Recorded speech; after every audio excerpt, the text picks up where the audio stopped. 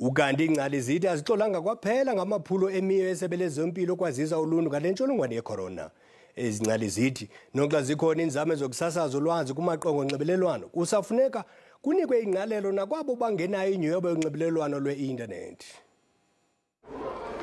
Njengokuba ikhula ngokukhula inxalabongo kunwenwa kwale ntsholongwane yeCorona, amanye amaziko athabathele kuwo uxanduva lokukhuthaza abantu ngamanyathelo ezempilo emakathatyathwe.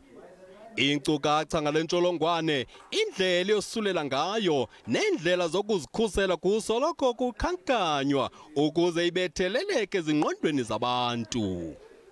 Ukanti namaqonga onxibelelwano sesinye isixhobo seenkcukacha ngale ntsholongwane, ngokunjalo neendaba ezintsha ezirhanqe yona. Kodwa bathini bona abantu abatsala nzima abangenayo inyhweba yokufumana ezi nkcukacha? Amaziko oluntu neeklinikhi ziindawo ekulindeke ukuba kuxhonywe kuzo amaphepha nemifanekiso eneenkcukacha zokuxhobisa uluntu ngokubanzi ngale ntsholongwane. Ezinye zeekliniki ezityelelwe leli ziko leendaba siyibone nje kuncanyathiselwe iposta enye ebhodini, kungekho nto yimbi enaba ngale ntsholongwane. Iingcali zithi amaphulo okwazisa uluntu kufuneka abandakanye bonke abachaphazelekayo kusetyenziswa amaqonga ohlukeneyo. What's wrong with some pamphlets on the streets? I definitely think, and on the one side, how to stop the spreading, on the other side, what is the virus really about? Because it's also that misinformation that scare people, and they don't know, what is this virus? Am I going to die from it? Am I just going to feel bad for a couple of days? You know, people need to know how impactful is this virus truly.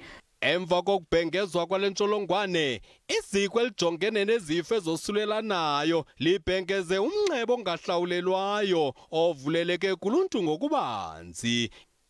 Inombolo ithi 080 002 9999. Sikhe sawuzama lo mnxeba ngempumelelo. Welcome to the coronavirus hotline. Please hold for an operator.